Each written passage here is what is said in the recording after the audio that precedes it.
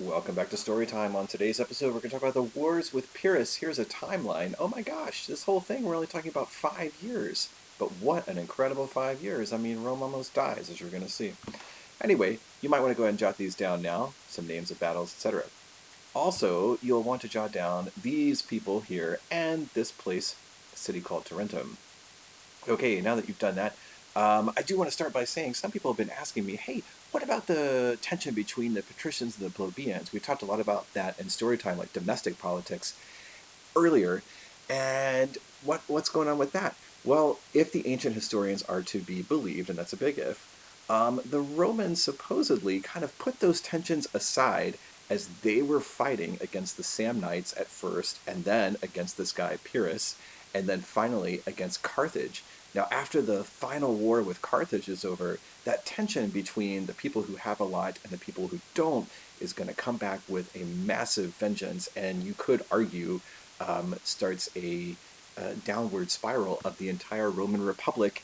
So more on that to come soon. Okay, so back to this map. After the Third Samnite War, which ended in the year 290, the Romans had all of this territory here. Now, down here, I forgot to put this on the previous slide, that's my mistake, but down here, this area, I'm not sure what color that is, but this area and Sicily is called Magna Graecia, or Great Greece. Now, even, of course, it's not Greece, but Greek colonists came and founded all of these towns here in the southern part of Italy, plus Sicily. By the time that this is taking place, this story, the wars with Pyrrhus, the western part of Sicily is now controlled by the Carthaginians. And Carthage is not on this map, but it's right here where my pen is, right over here in modern-day Tunisia. Now, the eastern part of Sicily, and then all of these towns here, are still controlled by people who are the descendants of Greeks, okay, Italian Greeks, if you will. Now, how does Pyrrhus get involved with the Romans? Because Pyrrhus lives on mainland Greece, not even over here. Here's the story. It's kind of weird. All right. Now, all of these towns don't get along. In fact, most of them don't. And they end up fighting with each other. And one of those towns, which is kind of really close to another town called Tarentum, one of these towns, it doesn't matter the name, they actually asked the Romans, hey, we're fighting against our rival town up here. Will you guys come over and maybe help us out? And the Romans think about it and they say, sure. Now, of course, what are the Romans really up to? They're kind of looking at, hey, here's an excuse for us to send some troops down here. We've already gotten this territory. Maybe, just maybe, we can get some more. Now, the Romans had a treaty with this town right here called Tarentum, which is very close to the town that they want to help. And the Romans had agreed in this treaty with Tarentum that they would not sail any of their ships into the harbor at Tarentum. In order for Rome, though, to help the town that's close to Tarentum that asks them for help, the Romans were going to have to sail some of their ships very, very close to the town of Tarentum. And in fact, as this Roman fleet is sailing right near the harbor of Tarentum, the citizens of Tarentum, who are at the theater at a festival getting completely drunk, they see these ships and they freak out and they're like, those Romans, we told those Romans, we have a treaty with them, they can't sail in our harbor. And even though they weren't sailing in the harbor, they were just sailing close to it, the citizens of Tarentum immediately got into their boats, they got the army together, their navy, boom, and they sailed out, naval battle, and the Romans are awful at naval battles. The Roman fleet is destroyed, and the Roman commander is killed. So, word gets back to the city of Rome. Rome sends an ambassador to Tarentum, and the ambassador is like, what's up with this? Come on. So the ambassador is trying his best to speak Greek, but the citizens of Tarentum laugh at him. And as he was on his way out of the assembly hall where this meeting was taking place, and you have to imagine this kind of looks like a basketball arena, where the players go in and out of the tunnel, and like if they're leaving the court, going back into the tunnel, you've got fans who are sitting right next to the tunnel and slightly above the tunnel, and they're trying to like cheer them on or give them high fives and stuff like that.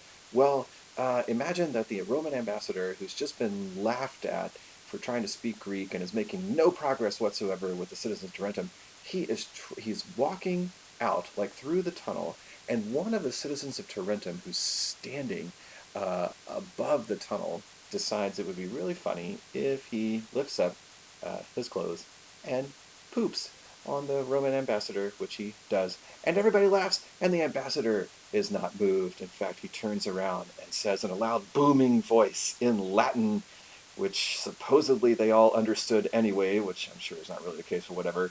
He said, "Laugh while you can, for long will be the period of your weeping, when you will wash this toga clean with your own blood." Dun dun dun! So now it's on between Tarentum and Rome. But Tarentum, being smart, they're like, oh my gosh, Rome controls this, and we're one city. What do we do? We're going to have to outsource this to somebody. They send an embassy over to this guy right here with the funny looking hat. His name is Pyrrhus, and he is the king of this region right here called Epirus. And now Pyrrhus of Epirus is asked by the citizens of Tarentum, hey, dude, you think you can come help us out and defeat the Romans? Because we kind of made them mad, and we need some help. And so Pyrrhus accepts this offer and arrives. He brings his own army with him, which is a little bit of a surprise to the citizens of Tarentum. They were kind of like, we've got an army. We just need a more capable general here. And Pyrrhus says, no, I brought my own army. Thanks. By the way, I'm going to take you over. And I pretty much have designs on taking over all of Magna Graecia and Sicily and possibly more. And the citizens of Tarentum immediately start to regret this decision, but what can we do? Now, who is Pyrrhus? So Pyrrhus is a pretty fascinating character. There are all kinds of weird stories about him that I don't have time to get into. You should check him out. But he modeled himself after Alexander the Great. And what we have to remember is that Alexander the Great died in the year 332 BCE. Well, this is the year 280 BCE, so we're only like 50 years later. And so the shadow of Alexander the Great still looms large over the ancient Mediterranean. And any general who is worth anything wants to emulate and be just like Alexander. Now, Pyrrhus became king when he was something like 12 or 13 years old. He lost the kingdom to a rival, and then he gained it back, and then he helped a whole bunch of others gain their kingdoms back, and he was generally regarded as being an excellent strategist when it came to fighting battles. Just like Alexander the Great, he was kind of reckless in battle. He would just throw himself out right in the middle of the enemy instead of sitting in the back, which is where most generals do, and his men were really inspired by that. Now, supposedly, Pyrrhus, he was also, by the way, besides being reckless, he was a pretty affable guy, likable. People tended to like him. He was fairly charismatic. He supposedly had a magic big toe.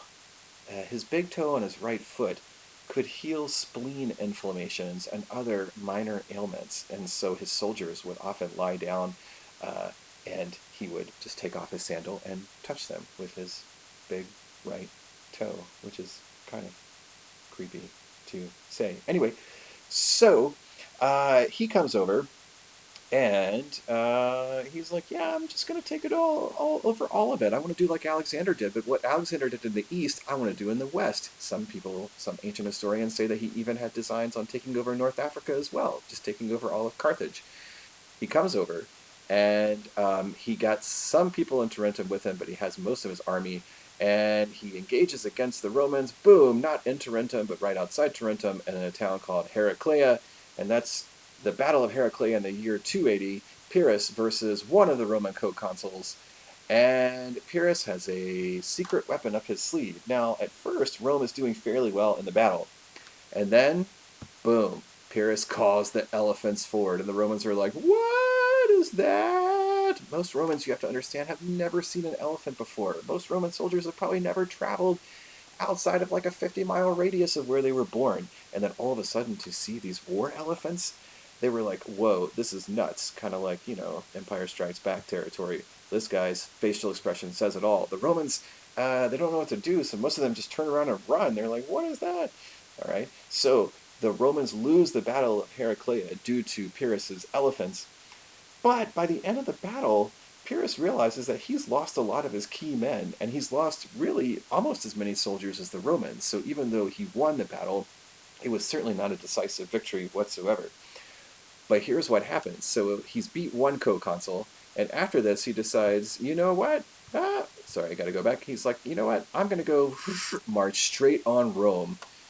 So As he's doing that, as he's marching, he sends an ambassador ahead to talk to the Roman Senate. And the ambassador for Pyrrhus tells the Roman senators, look, I'll offer you a truce if you Romans give up all of the land that you gained in those Samnite wars and in the Latin war, and if you promise to leave Magna Graecia alone. Now, if you are a Roman, you would probably think, oh, that's ridiculous. No, we got that territory. It was hard fought. But the Roman Senate is actually seriously considering this offer because they are freaked out by all the stories that they've heard about Pyrrhus's army and their magical wild beasts that helped them win. And so the Senate is debating this, and it looks like it's going to go towards accepting Pyrrhus's offer when who should come forward but this guy right here, hasn't been seen in a long time. He's like 90-something years old. Appius Claudius Caecus, the blind one, hence him being escorted. Remember, he's the guy who built the Appian Road, the Via Appia, to help the Romans defeat the Samnites in the Great Samnite War. And he comes into the Senate right in the middle of the debate and listens for a while and then stands up and gives this rousing speech where he basically says to the Roman senators, are you kidding? Pyrrhus is lying to you. He's not going to stop at these demands. He's eventually going to take over Rome. He's going to take over all of us. And are we going to let that happen? And the senators say, no. And this is the famous speech where Appius Claudius Caecus said the famous phrase, faber est suae quisque fortunae. Each man is the craftsman of his own fortune. So the senators vote to reject Pyrrhus's terms, while Pyrrhus gets within 24 miles of the city. But the other Roman co-consul and his army arrived in Rome from Etruria, where they had been fighting against the Etruscans in a totally separate engagement, just in time to prevent Pyrrhus from marching on the city of Rome itself. So Pyrrhus had to retreat to a winter camp. Now, over the winter, the man that you wrote down at the very beginning, named Gaius Fabricius Luscinus, he's one of our co-consuls. And during that winter, when Pyrrhus is camped right outside Rome, about 24 miles away, Fabricius goes to Pyrrhus to negotiate a release of Roman prisoners. And Pyrrhus decides that he is going to play around with Fabricius a little bit. So he invites Fabricius into his tent, and he has him sit down, and they start talking. And Pyrrhus at first tries to bribe Fabricius with money, with gold, and basically begs him to come over to his side and be a traitor. And Fabricius just sits there and just stares at Pyrrhus and says, what are you talking about? No, I don't want your money. You can't bribe me. I've come to talk about releasing some prisoners. So then Pyrrhus has this other trick up his sleeve. In the tent, right behind some curtains, he's actually hidden one of the elephants, and he gives a sign, and his goons open up the curtains, and boom, there is the elephant. Look at this. And here it is again. And then one more time, right here. And this elephant is supposed to be scaring Fabricius. And what does Fabricius do? He remains resolved. He continues to sit there, and he looks over at the elephant, calm expression, and looks right back at Pyrrhus and says, neither your money nor this beast make any impression upon me whatsoever. Wow. Now Pyrrhus is impressed with Fabricius's courage, and he doesn't release the prisoners for good, but he does allow Fabricius to take the prisoners back home for Saturnalia, of course being in the wintertime, and the Roman Senate then makes those soldiers go back to Pyrrhus after Saturnalia upon penalty of death for disobeying. So, wintertime is over, and what do we have? We have the second big battle, which is right here, the Battle of Asculum in the year 279 BCE. Pyrrhus kind of retreated gradually from Rome into this territory over here, and then the Romans, boom, attack. And then what happens? Well, the same exact outcome as before, where the Romans lose the battle, but still inflict major, major damage on Pyrrhus. And Pyrrhus supposedly, after the Battle of Asculum, turned to one of his right-hand men and said, oh my gosh, one more victory like that, and I'll go back to Epirus alone. And this supposedly is where the term Pyrrhic victory comes from, which is where, of course, you win the battle, but you lose the war. Now, Pyrrhus makes a kind of momentously strange, really, decision at this point. He decides some Greeks from Sicily have sent an embassy to Pyrrhus right there at Osculum, and they have asked Pyrrhus to prevent the Carthaginians from continuing to take over in Sicily. And so Pyrrhus signs a quick sort of truce with the Romans, not a permanent truce by any means, but he's a truce of sorts, and goes to Sicily. All right. Now, um, at the same time, or around this time, one of Pyrrhus's assistants, like lieutenants, defects to the Romans, goes to Rome, plots to poison Pyrrhus. He tells the Romans, he's like, look, uh, he doesn't know. I mean, I'm gone. I left his army, but I'll catch back up with him. I'll make up some sort of stupid excuse, but I can poison him. It'll be really, really easy. I mean, he lets me in his tent to have dinner all the time. And how do you think the Romans are going to feel about this offer? They might be tempted, perhaps, but no. Fabricius, the consul, sends this lieutenant back under arrest to Pyrrhus, saying that they would never, ever, ever, the Romans would never vanquish a foe by means of such treachery. And so Pyrrhus was very grateful for this, and again settled a truce for the Romans that would at least last a couple of years. So, here we go. Pyrrhus goes down into Sicily to fight against the Carthaginians, and he does fairly well at first and pushes the Carthaginians all the way back to the western part of the island.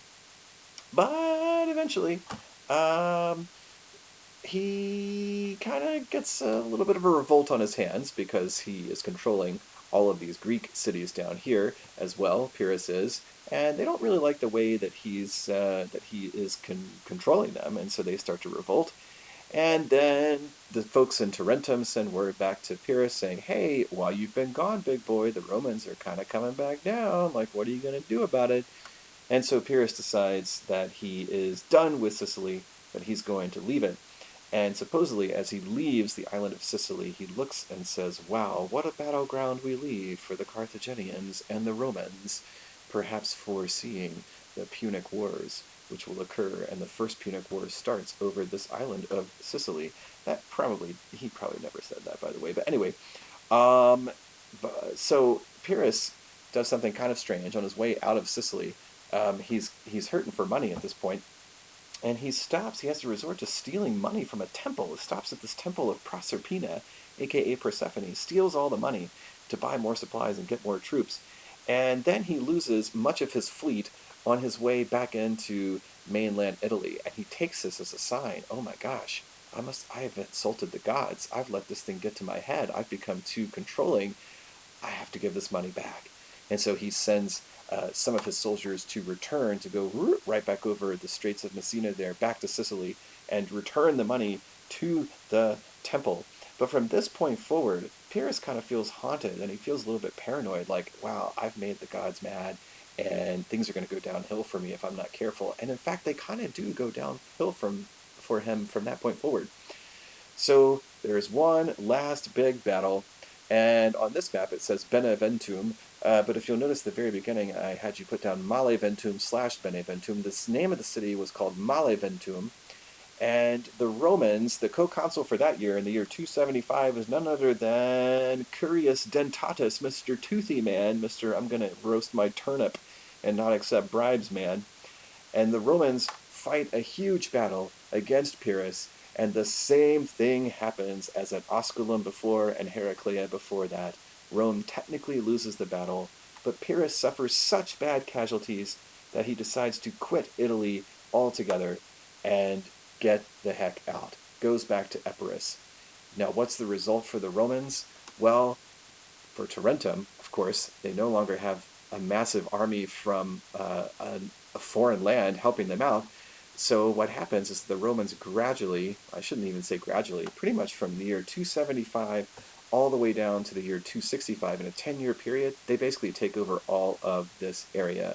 As you can see, boom, this area is what the Romans get at the end of the wars with Pyrrhus. By the way, what happened to Pyrrhus? So he goes back to his town, to his kingdom rather, and he just can't help himself. I mean, people keep asking him to intervene in their own affairs, and eventually he intervenes in Sparta and is helping somebody out in Sparta. And I couldn't find any good pictures of this. I'll show you one in just a minute. But he was fighting basically as a mercenary in Sparta, and it was in the city of Argos, and he was fighting in an alleyway when an old woman, a citizen of Argos, who's standing on top of her house, on the roof of her house, looks down and is like, "Oh, that's that Pyrrhus guy who came in here and tried to take over our land." And she takes a very large roof tile and she just throws it. Bam! It hits him on the head. He falls off of his horse, and then, of course, an Argive is able to go over and stab, stab, stab, killing him. So he dies in an alleyway, far from home. And when they cremated his body, this will not surprise you, when they cremated his body, the only thing that was left over was his big right toe, the magic toe. Strange. All right. Next time on Storytime, the First War with Carthage.